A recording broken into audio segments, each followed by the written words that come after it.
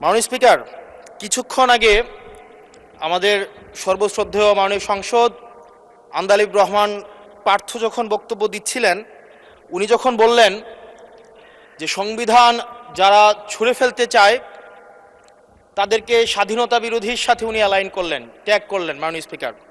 এবং তখন ট্রেজারি বেঞ্চের সম্মানিত মাননীয় মন্ত্রী যারা ছিলেন তারা সেটাকে টেবিল চাপড়িয়ে সেটাকে সমর্থন দিলেন।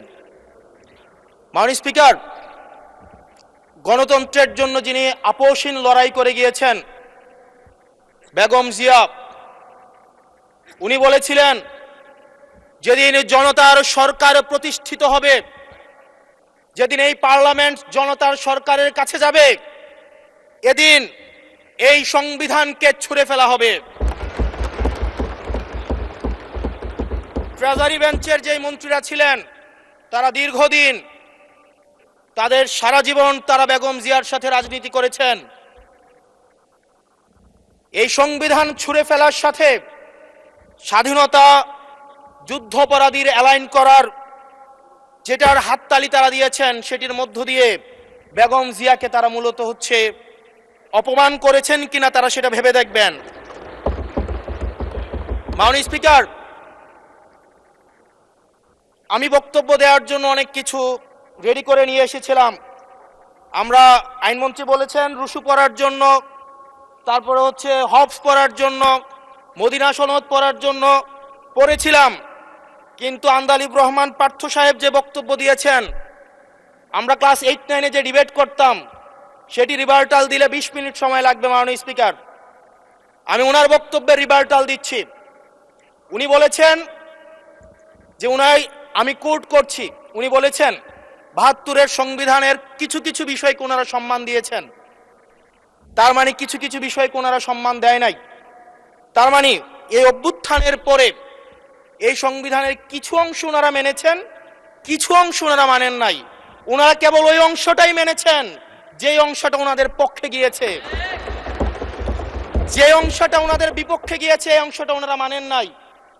মাননীয় স্পিকার, এই ধরনের প্রকৃতি সম্পন্ন যারা আছে বাংলাদেশের পার্লামেন্ট, যারা দেখছেন তারা সিদ্ধান্ত নেবেন।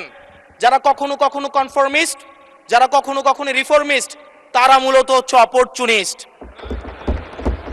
এখন আমি সংবিধানের কিছু কিছু ধারা মানব, কিছু কিছু ধারা মানব না। আমি কখনো কখনো সাংবিধানিক, কখনো কখনো আমি অসাংবিধানিক।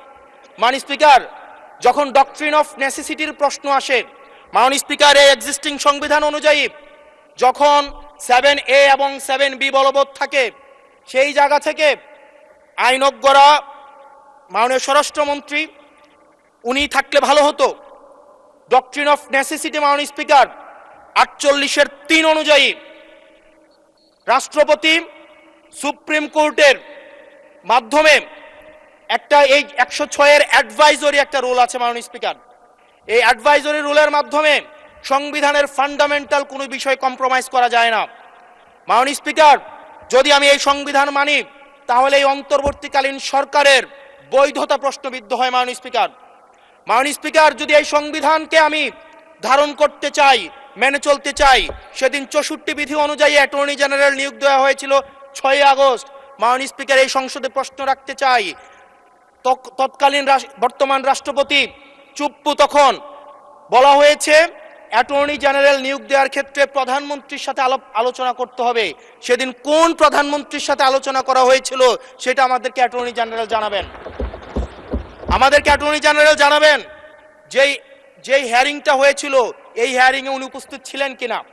তখনকার সময় যিনি প্রধান বিচারপতি ছিলেন ওবায়দুল হক, তিনি তখন কোথায় ছিলেন, সেই রায়ের কপিটা আমরা দেখতে চাই। মাননীয় স্পিকার, মাননীয় স্পিকার, আপনি যখন বেগম জিয়াকে 6 আগস্ট সর্বপ্রথম ছাত্র জনতা যখন সিদ্ধান্ত নিয়েছিল আর এক মুহূর্ত বেগম জিয়াকে কারাগারে থাকতে দিবে না, বেগম জিয়াকে রাষ্ট্রপতির আদেশের মধ্য দিয়ে বেগম জিয়াকে সেদিনই কারাগার থেকে যেই জুলুমের মধ্যে রাখা হয়েছিল সেটা থেকে ছাত্র জনতার রায়ের মধ্য দিয়ে সেখান থেকে বের করে আনা হয়েছিল। মাননীয় স্পিকার, যদি এই সংবিধানকে বাইবেল ধরে নেই, এই সংবিধানকে যদি গসপেল ধরে নেই, এই গসপেলের পুরোহিত অনুযায়ী যেভাবে ভ্যাটিকান সিটি চলে সেটা যদি আমরা ধরে নেই, তাহলে মাননীয় স্পিকার সেদিন বেগম জিয়া জেল থেকে বের হতে পারেন না। মাননীয় স্পিকার সেদিন বেগম জিয়া জেল থেকে বের হয়েছিল অভ্যুত্থানের জনরায়ের ভিত্তিতে। মাননীয় স্পিকার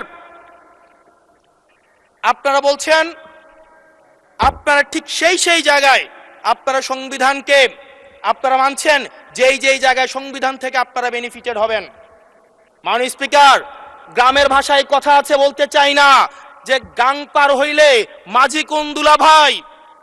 ছাত্ররা আপনাদের নেতা কর্মীরা গত 17 বছর ধান খেতে ঘুমাইতে হয়েছে, ত্যাগ তিতিক্ষার মধ্য দিয়ে যেতে হয়েছে। মহাসচিব কান্না করে বলেছে তাদের নেতা কর্মীরা ঢাকায় এসে রিক্সা চালিয়ে জীবন নির্বাহ করত।